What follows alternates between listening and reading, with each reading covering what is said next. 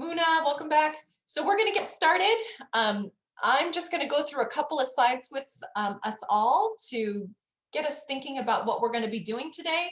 And then I'm actually going to turn it over to our presenters. So a quick introduction. My name is Crystal Kiekel. I am the Tutoring Center Director at Pierce College in Los Angeles. And I'm also the coordinator for the California Community College Success Network, or 3CSN. And that's the organization that brings us this awesome hour and a half that we spend each Friday from 3 to 4, with an optional discussion from 4 to 4:30. So today we're going to be talking about building collaborations between peer educators and faculty members. And today is designed very much for peer educators and faculty members both. So we'll be talking to everybody today. How do we make those stronger connections to serve our students? Next slide.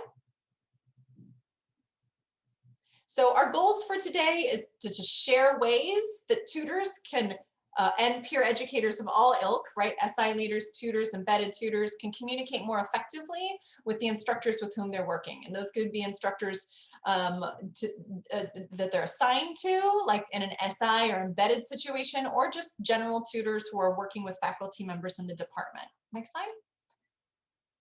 So the way it's going to work today is we're really hoping to be a little bit interactive. So we have some ideas. You also have some ideas. So we want you to be sharing what works as our presenters are sharing what works for them. We will be talking a lot about incorporating technology. So if technology is something that doesn't feel super comfortable for you, that is okay. Confusion is really, really welcome here. Please don't hesitate to put questions in the chat. Or if you would like to raise your Zoom hand, we will invite you to unmute yourself, and then you can ask your question. So at the bottom of the taskbar there on your Zoom, you'll find a little chat button. So if you haven't already done so, please pull it up. There's Jeannie, she's back, SI leader from San Bernardino. Tell us your name, your college, and your role. Next. If you'd like to raise your Zoom hand, you can do so in two ways. If you have the old Zoom, you're going to click participants, and then a little panel will come up on the side, and then you'll see a little blue hand. If you have the new Zoom, if you've updated, then you just click on reactions and then click raise hand. So if you'd like to practice raising your hand right now, I will not call on you, but later if you raise your hand, I will. So if you want to find that button and raise your hand now, I won't call you out, but feel free to practice. Next slide. And of course, when you're called on, we'll ask you to unmute yourself. So you're just going to find that old timey microphone down in the corner. Click it once to unmute yourself and click it again to mute yourself. Next. So just so we can work best together, we always like to set a couple of community agreements, or we're going to agree to some ways to interact together today. We don't know each other so well, so it's always good to sort of start off by establishing how we're going to work together today. Again, we're going to be sharing some of the successful practices that our presenters have seen, but this is very much an interactive dialogue, so feel free to ask questions, put your suggestions and your brilliant ideas in the chats, because we're all building expertise together. It's not just us. And also, please remember to be kind. People might have questions, confusions, and people also have some great ideas. So let's just support each other so that we can all learn together.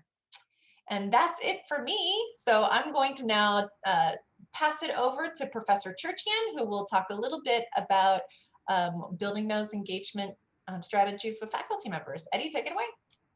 Thank you so much, Crystal. My name is Eddie Churchian. I'm the Math Department Chair at Los Angeles Pierce College, and I also serve as the Math Tutoring Liaison in our tutoring center, also known as the Center for Academic Success. I have waited for many years to see an army of Preston Kiekels, and that moment has arrived. I didn't think we would get there, but we did. And I'm glad to see all of you, not just the Preston Kiekels in the room, but all of you. And thank you so much for joining us. Before I continue, I just want to briefly pause and allow my colleague for this presentation to introduce herself. And you'll be hearing from her in the second part, but I think she should say hello now. So Mara, go ahead. Hi, I'm Mara. I teach English at Pierce College, and I run the English tutors out of the Center for Academic Success. And so as you could tell, we work with Crystal at the Center for Academic Success, and I just want to right off the bat, as I'm getting to see the introduction of all the Preston Kikos and other guests in the room, and I'm getting to know everyone's role, which thank you so much for putting that in there. It really makes our life easier as presenters. I see that we have a variety of peer educators today. So we have tutors, we have SI leaders. I see we have some faculty that serve as coordinators for tutoring centers or are simply interested in tutoring and helping out. So we will try to keep that in mind, and we will try to adapt our presentation to audience best we can so that everyone feels they're able to interact and contribute. And as Crystal pointed out, that's really our goal, is to really hear from you first. So what we like to do is give you a couple of minutes to think to yourself, just to jot down a few ideas, perhaps on a piece of paper or on a Microsoft Word document, whatever is best available to you. How do you currently collaborate with faculty? That's a question for our student tutors, our SI leaders. And if you're a faculty member, how do you currently collaborate with the students you work with, whether again, they're SI tutors, tutor leaders, embedded tutors, any type of tutoring support that you have at your campus. So what you're interested in hearing from you in a couple of minutes, to be more precise, is sort of your experience. What does it look like at your campus? What is it that you do to support that collaboration? And what do you think is, what components of that collaboration are working out, especially during COVID-19 period? And what do you feel needs a little work or could use improvement so that the approach is better? So those are sort of the more guided questions that go with the general prompt on the screen. So I'm going to give everyone a couple minutes just to think to themselves, jot down a few notes, and then we'll just do a general share out with the group because we want to hear from you first. So please take a couple minutes to think and we'll be right back. All right, start wrapping up that final thought or sentence you're writing down. And we will utilize the virtual hands feature that Crystal described at the beginning of the presentation. So we would love to hear from you. What is working? What can you improve? What's the collaboration like at your campus? So don't fight over it. We'll take all volunteers. So who wants to go first? Let's use your virtual hand and feel free to share. And I gotta make sure I have my participants list. Oh my gosh, Crystal Kiko, go ahead. Well, everybody else is getting their thoughts together. I knew you were coming, Mary. I just wanted to share that one of the ways that we collaborate with our tutors is that we involve them as part of the training. So that's been really fun to empower them to think through what they should tell the next generation of tutors. Excellent. Involving tutors in all you do, including tutor training. I see Mary has her hand up. Mary, we'll go to you next.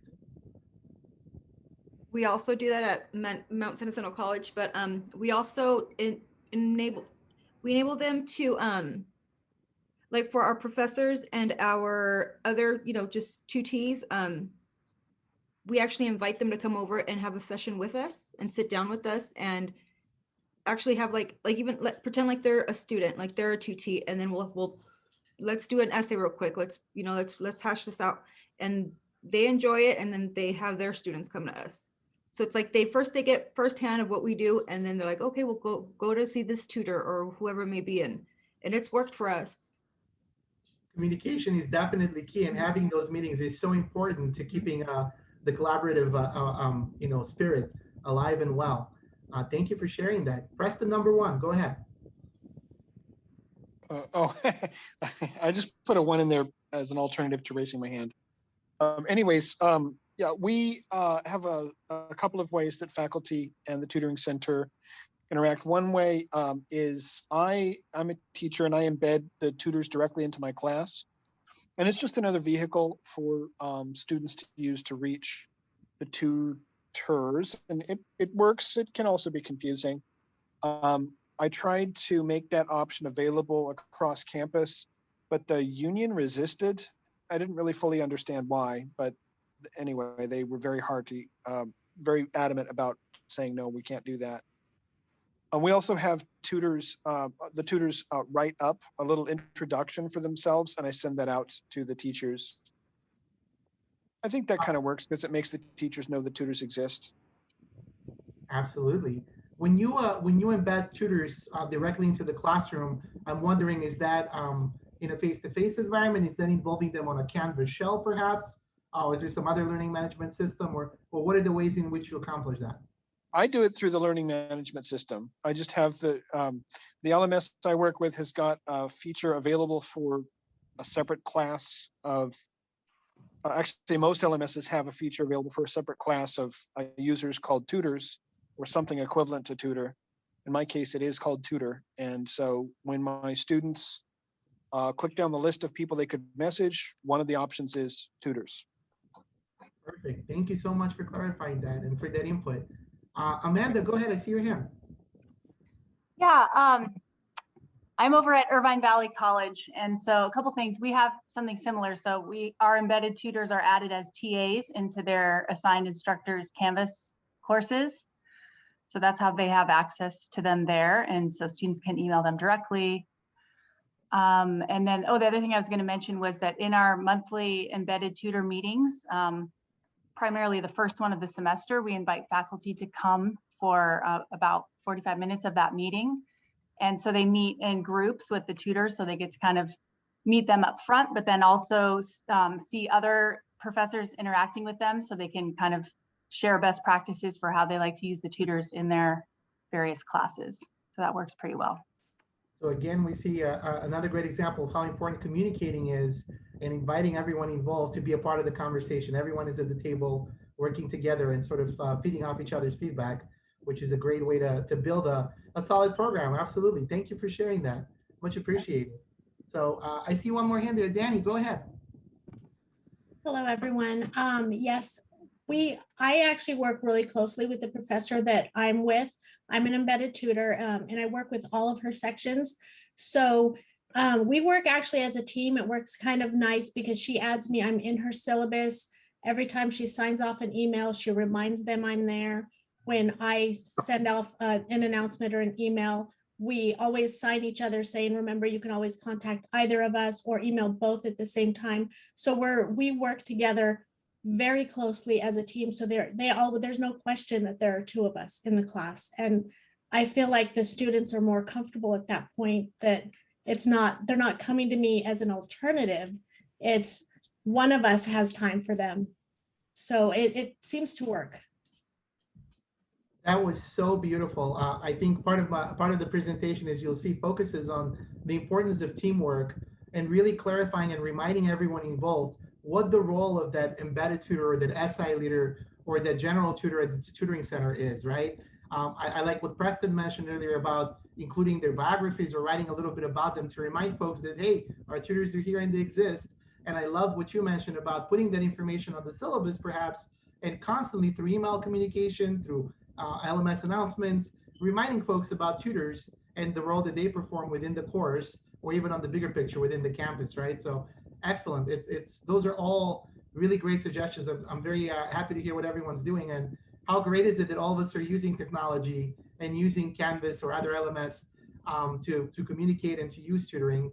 Years ago when we were face-to-face, we were probably entering that realm, and how lucky and glad we are we did now, right? With the situation that we are in. So the second part of our presentation will focus on utilizing technology in that aspect to improve that communication and that collaboration further. So thank you all for the great share out here. I think we got a lot of great points on record, and a lot of that has to deal with what we tell our tutors at Pierce College, our educators, and we sort of walk them through this little timeline.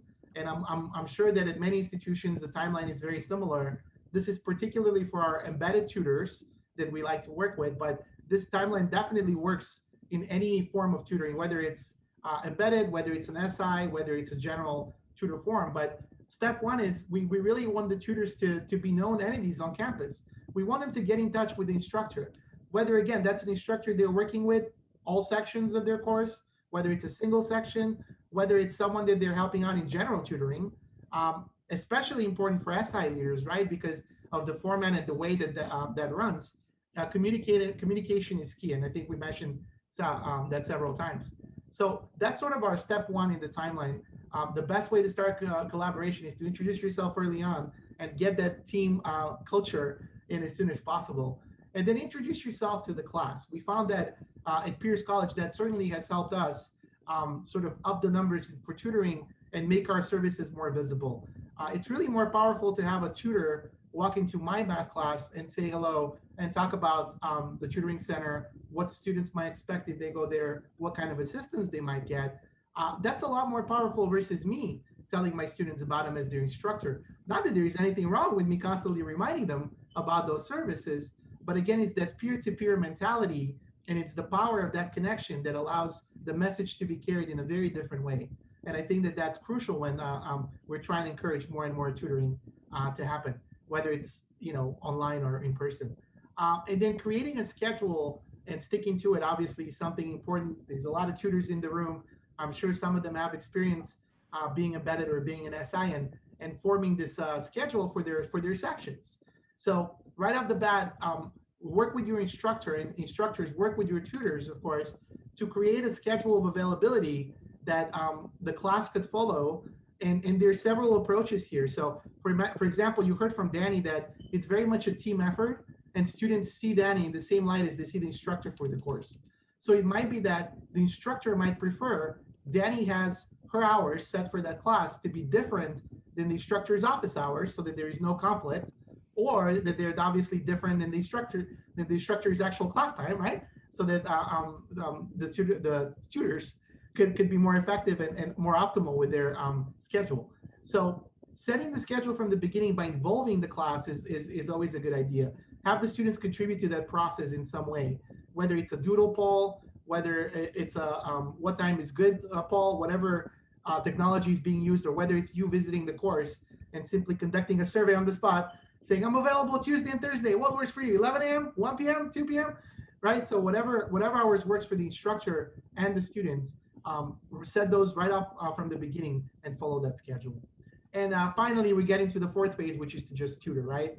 And get to it from the very early stages on, depending on what field you're tutoring. I saw that there's many math tutors in the room, and as a math liaison to tutoring, as a math instructor, I appreciate the fact that we try to start as early as we can and capture our students in those very first 2 weeks. They're crucial to their success in the course.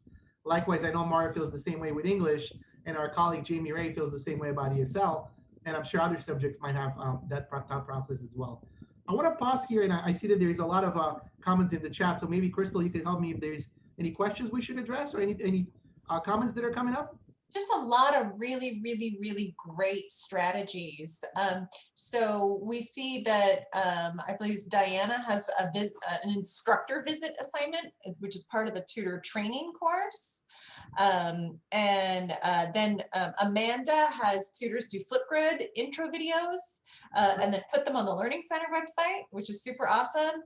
And then Diana said that in the writing tutor training, they are assigned to contacting the instructors, ask them for their syllabus priorities and so on. And I've asked her for a copy of that if she'd be willing to share it.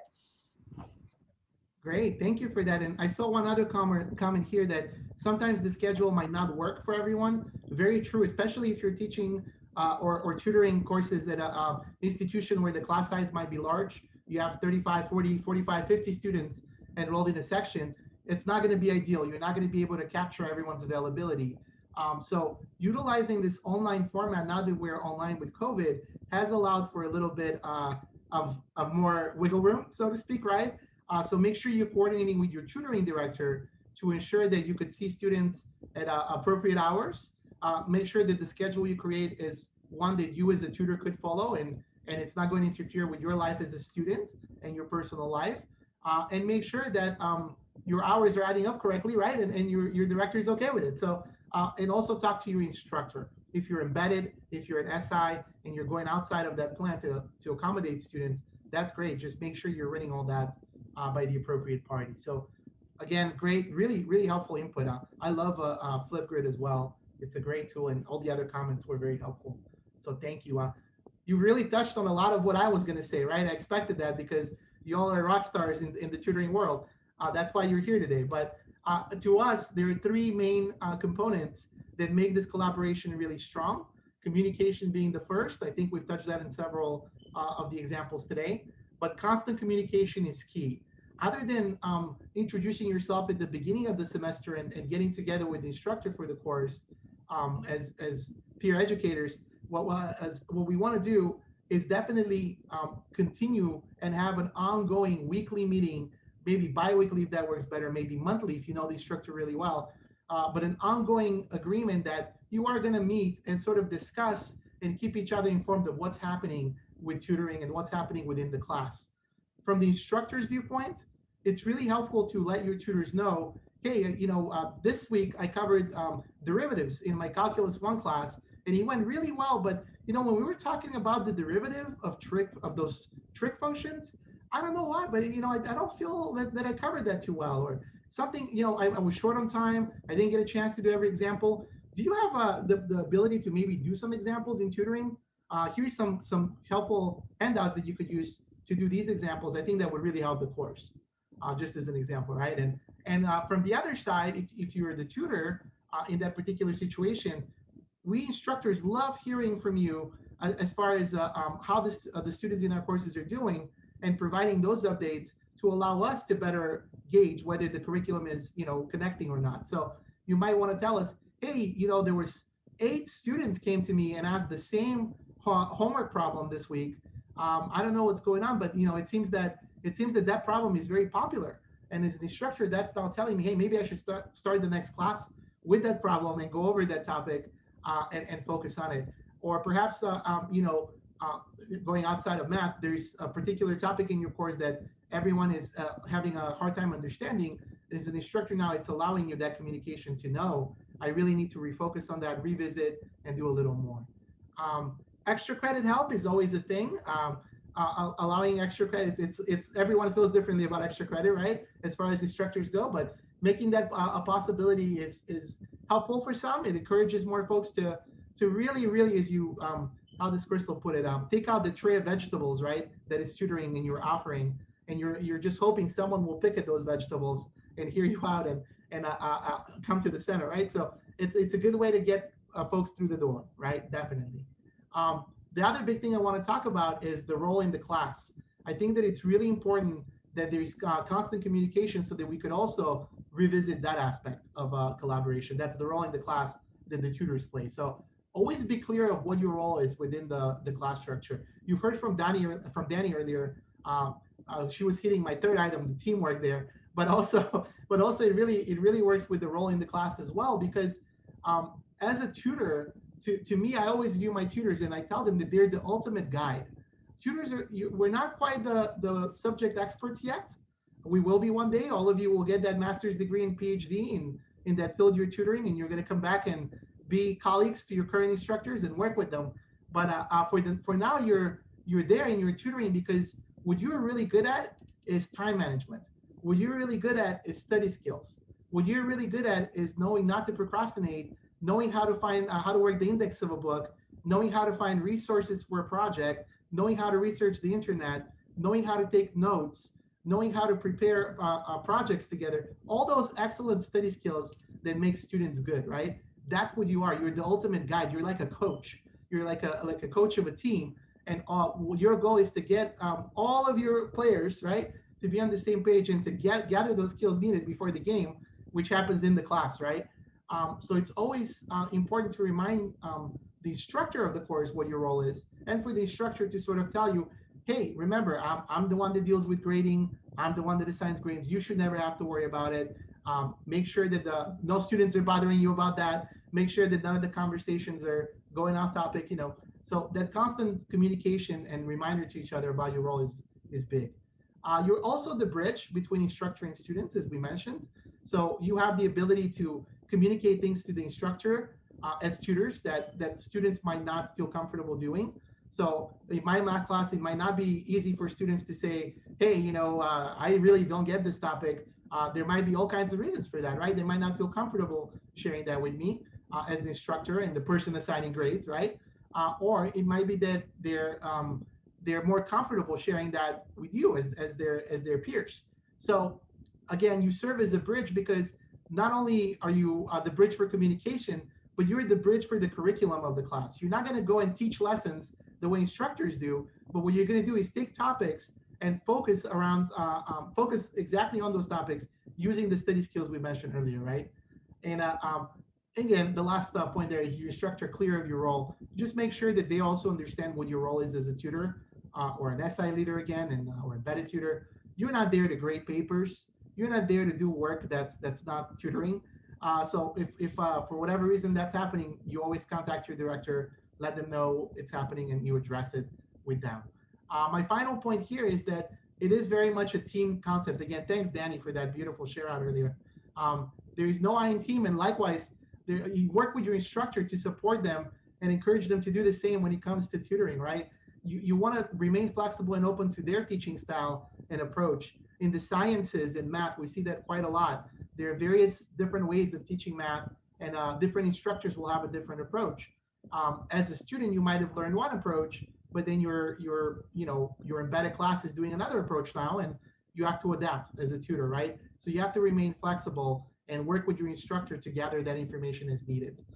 You definitely also want to be seen in the eyes of the tutees as a team. Kind of like Danny mentioned earlier, you have the ability to solve problems when it comes to helping out, right? But you also want to be clear on what goes to the instructor and what goes to you. So let me pause there again. Crystal, anything from the chat that we should address? Yeah, another couple of great suggestions. First of all, thank you to Diana, who shared the instructor visit assignment. So if folks want to go into the chat and download that, they can do that. Scott said that they have pushed for 30 minutes of paid time from embedded tutors to have a conversation with their faculty members weekly. Amazing. Rebecca actually has a training on managing faculty partnerships that's broken down to before, during, and ongoing, which not only would we love to see, but maybe we would love to see you host something like this later so you can show it to us all in detail. That would be amazing. And Amanda shared that their embedded tutors use the private chat with students in the Zoom sessions to field the questions that they may be nervous to ask the faculty members. And Rebecca sent us that folder, and I'm going to email Rebecca and set something up. So thank you. Very cool. Thank you for all those great tips and suggestions. I'd love to see that future session around that particular topic. And yeah, we utilize one thing that we do, and Mara will talk more about the use of technology at peers, but we've also noticed Discord servers are very, very popular among our tutors and very helpful as a way to share. So my last slide, and I'll turn it over to my colleague, is just some examples of things that we've done, and that I know I'm sure many of you do. Ways to engage students and have them coming to the center, or virtually nowadays work with the tutors. But test review sessions are popular, especially in sciences and math. Office hours help. Another great use that some of our colleagues at peers have for their tutors is they actually do invite them at the same time as their office hours, and they make them a part of their office hours. They know that they have a large following that comes to office hours, and they want to utilize the tutor in that sense to help in office hours and avoid having tutees and students wait to get help. So that's another way to do it. Workshops are very popular as well. Again, whether that's general workshops on study skills, note-taking, exam prepping, time management, or it's related to a particular topic in a given class, right? Such as writing a good thesis for a paper, right? Tech assistance and help, especially these days, is very popular. We've had a tutor on our campus do a bunch of Zoom trainings and computer help to help everybody better utilize Zoom. Test redos are very popular with instructor approval, again, in the sciences and math primarily, but in other fields as well. So if you have your instructor approve that the students redo a portion of an exam or the whole exam by working with the tutors, then that's a very positive way to collaborate and get tutees into the center. And in-class embedded help is obviously, with group work, is obviously the #1 application. We heard some of you talk about inviting your tutees to class and directly being involved that way. And finally, homework help through Zoom or Canvas is a natural, right? So we've touched on some of these throughout. So let me stop sharing. I want to make sure that Mara gets enough time for her presentation, for her part here, which is awesome. I learned something new every time I see her do this. So I'm going to pay attention and turn it over to Mara. All right. Hey, everyone. Thanks for coming.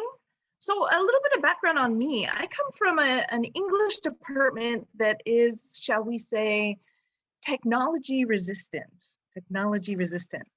And so that's a little bit of where I come from when addressing these issues with my tutors. And I have 17 English tutors. About 3/4 of them are embedded with different faculty members. And we've encountered all kinds of different situations. So this part is just to address some of the things we've seen and some of the challenges we've faced. So first, it is good to remember where our faculty members are coming from. And this is in light of the pandemic, but there's other things at play too. I'll talk about that in a minute. So first, right now, with the remote teaching, faculty are being asked to do things well outside their skill set, okay? Just well outside. And it is worth remembering that, because too often we forget, especially if we're getting comfortable with it, we forget that other people are not. And when we're uncomfortable, we tend to shut down, okay? And you do it, I do it, we all do it. But for my tutors, I like to tell them that this shutting down might manifest as not answering emails or being constantly busy, right? So that may be, if a faculty member isn't getting back to a tutor, it may be many things, but one of the things that could be at play is this. So just keep it in mind.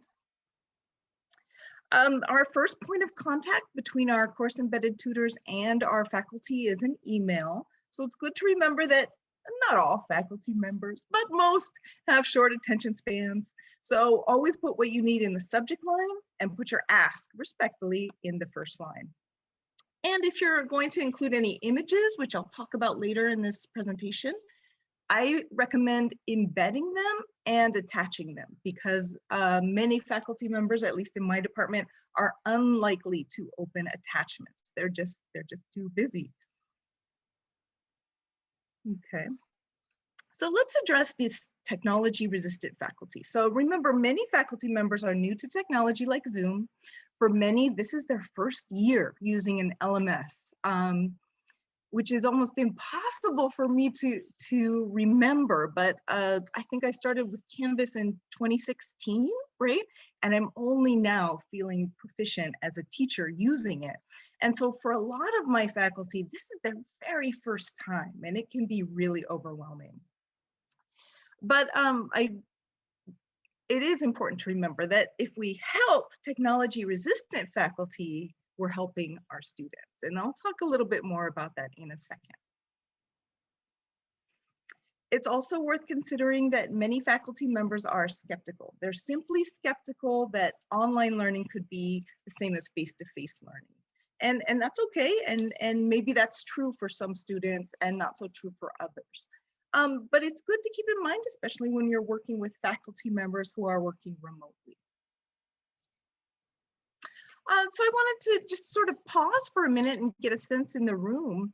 And this is just a question. I don't know if you've seen this or not. I've seen this in my English department at my institution, but I don't know if you've seen it. Have you witnessed any examples of this kind of sort of online or tech skepticism from faculty? No names, please. And if so, what did you do?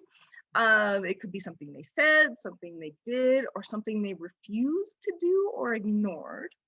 But conversely, if you had an experience where the faculty member embraced technology, I want to hear about that as well, because that's important to share with everybody too, to hear the good stuff, as well as the, challenges that we all face.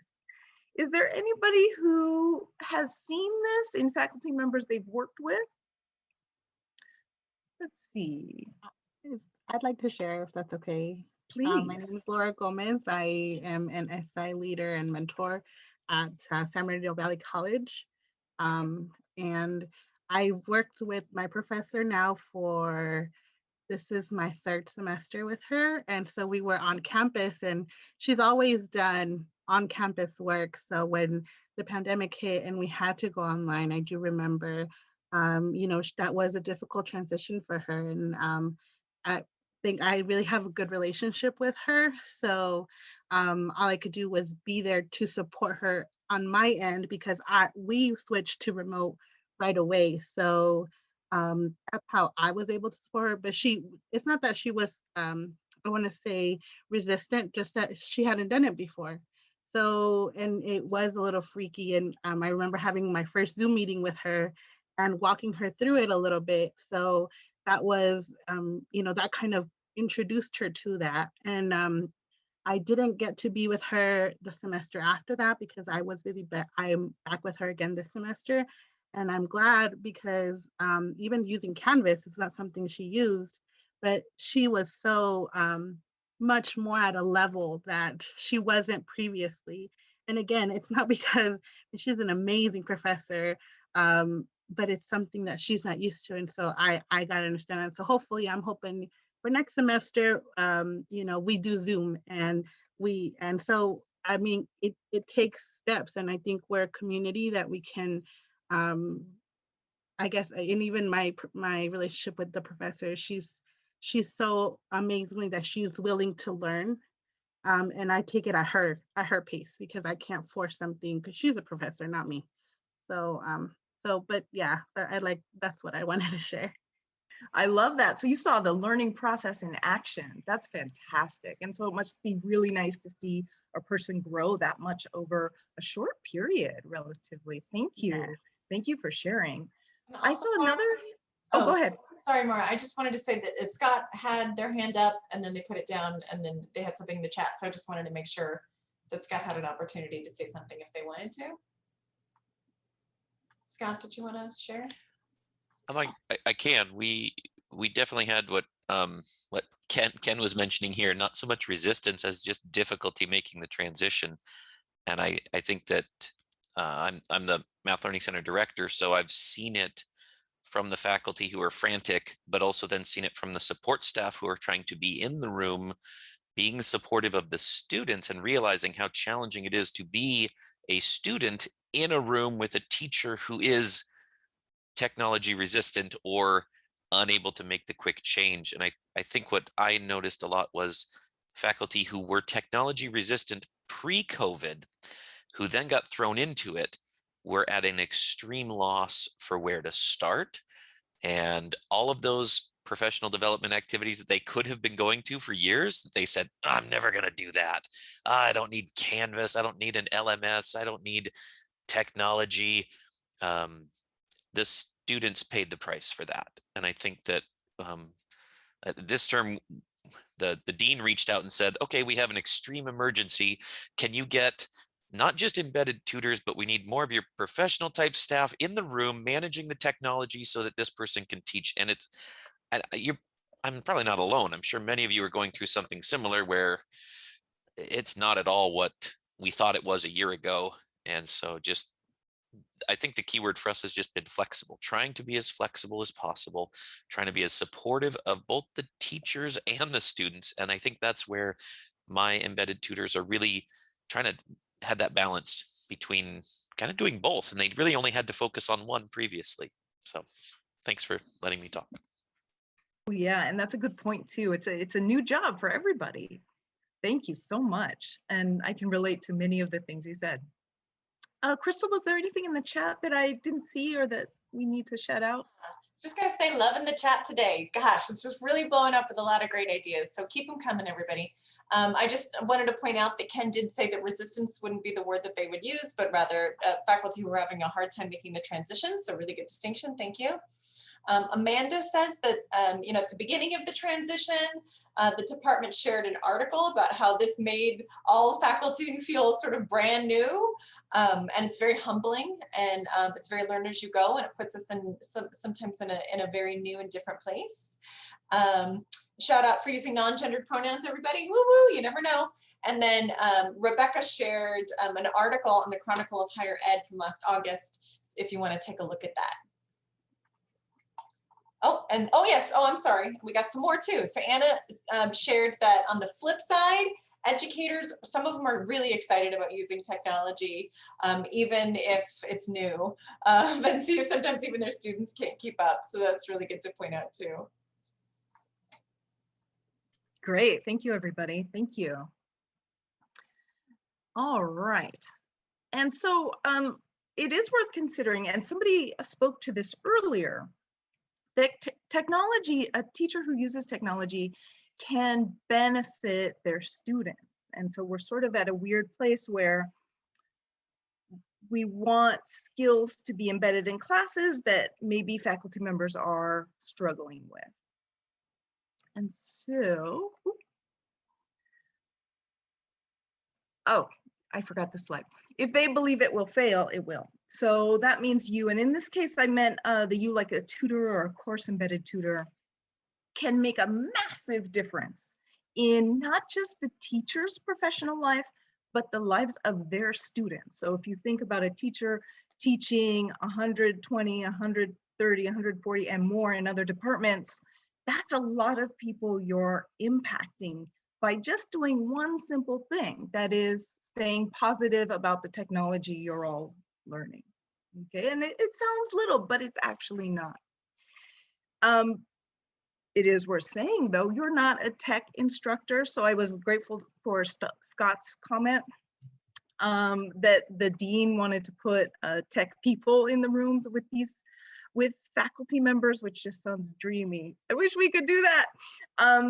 And remember too, as a tutor, trying to teach a faculty member or broaching the subject with a faculty member might come off as offensive or shut down your working relationship with that person. And so you want to stay away from that. But I've got another idea of how to proceed. So you can sort of do both in the same way. So you have an opportunity to show faculty what tech can do.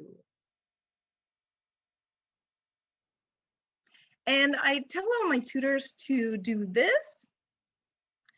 Take screenshots of all your successes. And there's a method to the madness here. So maybe they're sending a weekly email to their professor saying, this is what I did this week, with embedded images, with embedded videos, with positive student responses, screenshots of cool things you do in discussions in Canvas, and putting that all in an email for a professor to see. And it sounds very, very simple, but in fact, it can have a really, really big impact with faculty members who, you know, maybe they're teaching in technology, but that's their only exposure to online learning. So they may not be maybe familiar with the possibilities. And as a tutor, this simple idea can really make an inroad. So I recommend screenshots because they're easy to take, easy to embed in an email. But remember, at least at my school, faculty don't open attachments.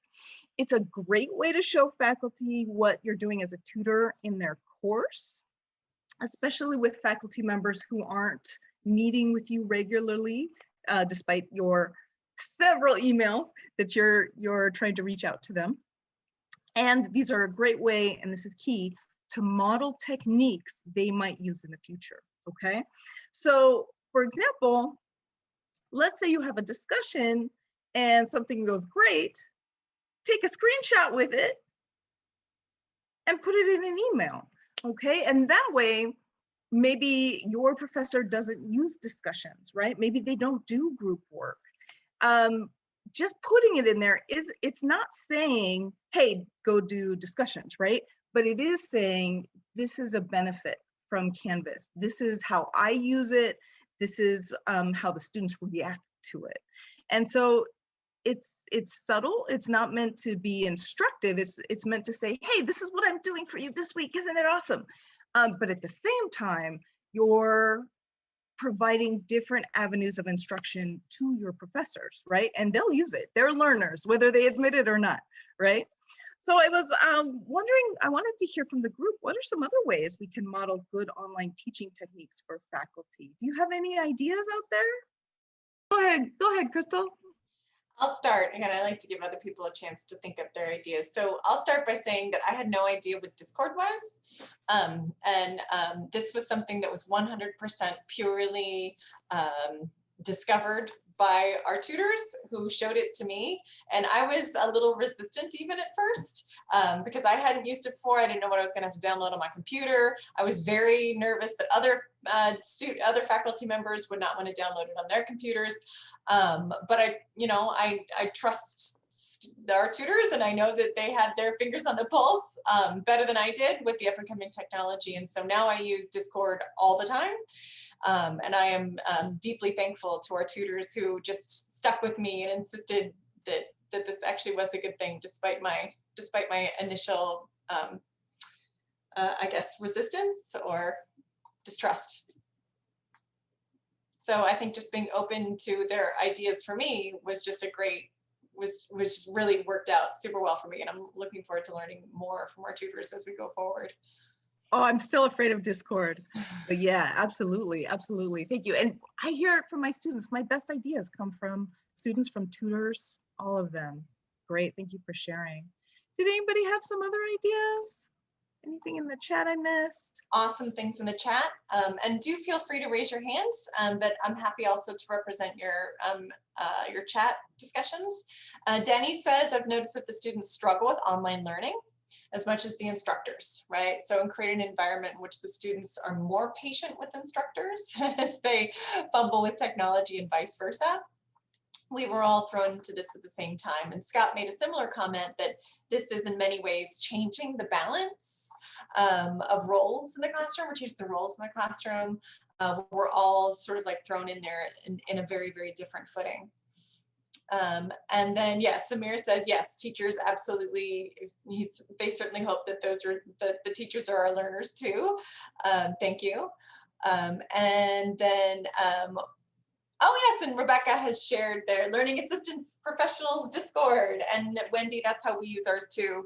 We have a Discord server for the Center for Academic Success, and they all have sub-Discord servers for their different subjects. So there's an astronomy Discord server within our server, and then there's an English Discord server within our server, and then we have a big server so I can go on there and tell them about trainings and food drives and all kinds of good stuff. It's a really beautiful, robust community up there. And Muna says, Remind is a great communication tool that doesn't show personal contact information yet, or not the phone number, and is used as a method for texting, which makes it easier for faculty and students. Thank you. Anybody else have any suggestions? You can raise your hand, put it in the chat. If you can't figure out how to raise your hand and you want to speak, you can put a 1 in the chat, and we can call on you that way too. Or if none of that works and you want to talk, you can just unmute yourself. We'll figure it out. Yeah, I know that one thing that I've done as a tutor leader is I had all my tutors make we use Canvas at my institution, make their own personal individual Canvas page with a video, with a picture, with their hours, with quotes that inspire them and other kind of cool things. And that's linked on our English tutor shell, right?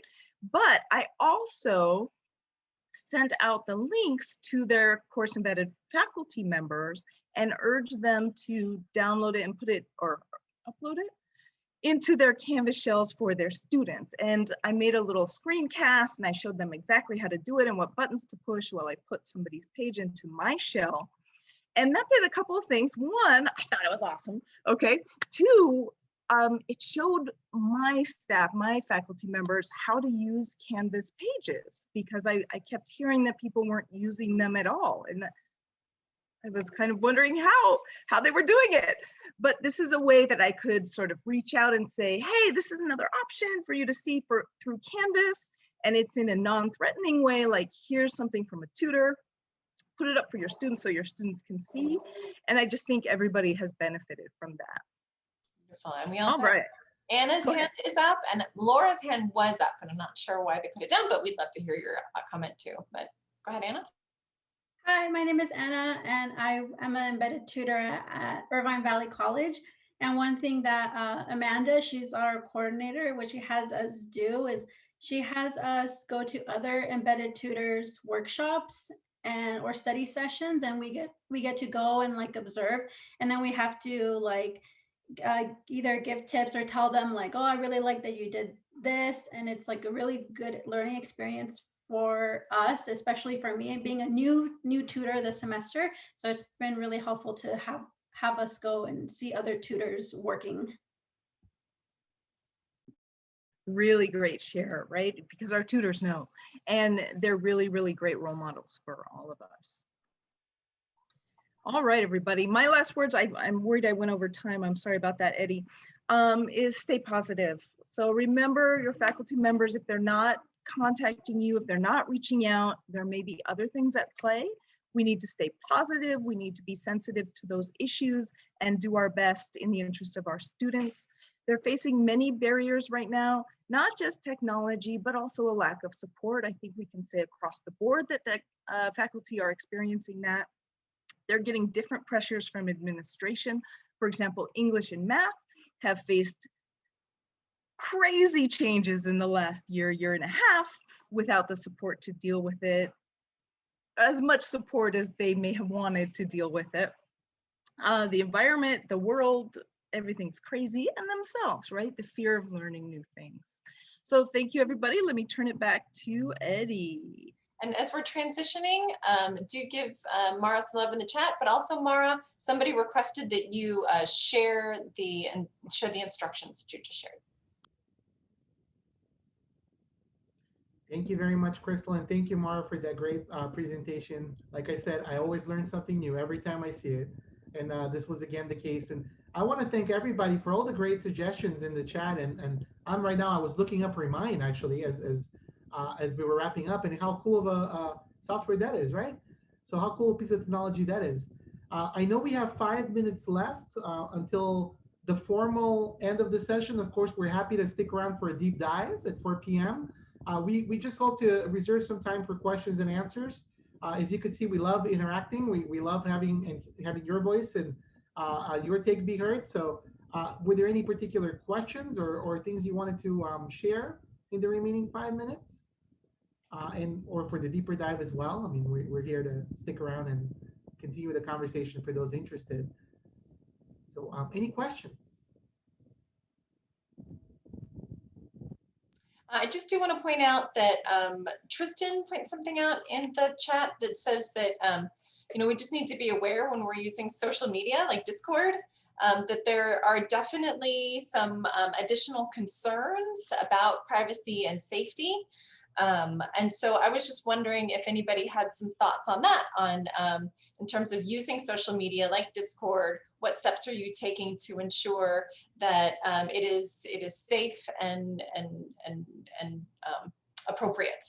I could start, and I'll go to Rebecca because I see her hand up, and she probably will have a lot more than me. But I used to do Facebook groups for a long time, so I've been in the social media game for a while with my courses. So I used to create a Facebook group for all my classes, and that topic has come up. And what I like about Discord is precisely that, is that it allows you to have that space, that virtual space, and it's a lot safer than like a Facebook group is, and the privacy controls are much, much more improved. Rebecca, please feel free to add to this. Sure. So I was just going to add that there are a lot of features you can use to ensure a secure conversation within Discord. So in the Learning Assistance Professionals Discord, we have different roles for practitioners and vendors, for example. So vendors can be in the Discord, but they don't get access to all of the channels because it's important for us to have a space where we can talk without vendors lurking and looking at everything that we're saying. So when you come into the Discord, just as an example of how you could do it, you introduce yourself and you explain where you work. And then based on that, the moderators edit your role within the group, and then you have access to different channels. And personally, just for me, I have I have a professional Discord account, and then I have my fun Discord account, and I ne'er the twain shall meet. And I encourage my my tutors, when I have my own team, to do the same thing. Bifurcate your life, just boundary setting, healthy.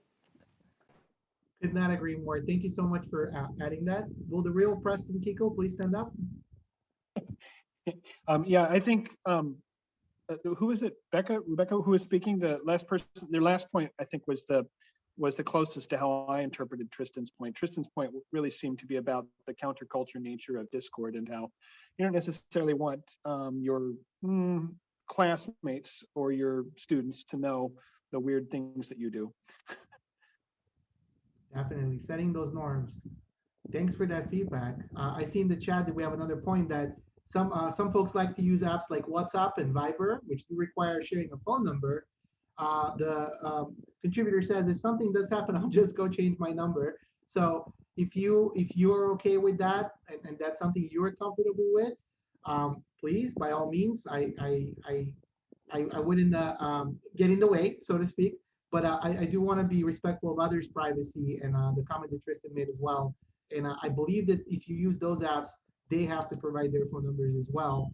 So I know a colleague of mine in math was using WhatsApp and that was happening. So just be aware of those circumstances to ensure others' safety as well. Google Voice is another example that Mara put into the chat. Being explicit about the fact that student conduct regulations apply on social platforms helps.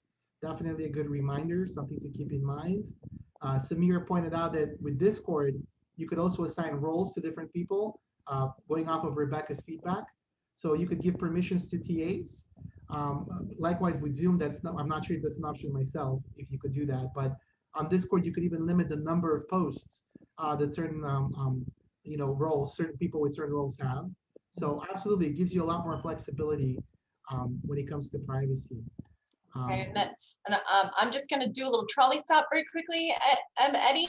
So the conversation is kicking, and I can tell some folks want to continue to share, and I want to invite you to continue to share. But I also want to be respectful of the fact that a lot of folks plan this until 4 and have something else that they need to go to. So this is going to be our trolley stop.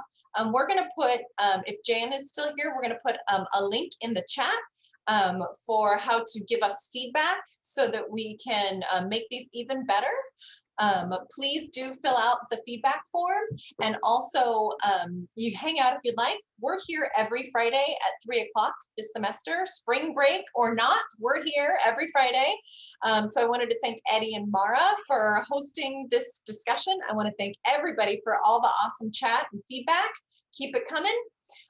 And next week we have one of our ESL faculty colleagues is going to come and talk about linguistic privilege and microaggressions and how to support our English learners in the learning assistance realm. So please do come back for that. And like I said, every Friday at 3, that when you registered for today, that's the same link that you can use for other workshops as well. So every Friday we go from 3 to 4 with like a formal presentation, and then we hang out from 4 to 4:30 to continue the conversation, ask questions, and just exchange really great ideas. So if you have to go. We love you. Thank you for coming. If you would like to stay and be a part of that discussion, I'm going to stop recording and we will take it from there. Thanks, everybody.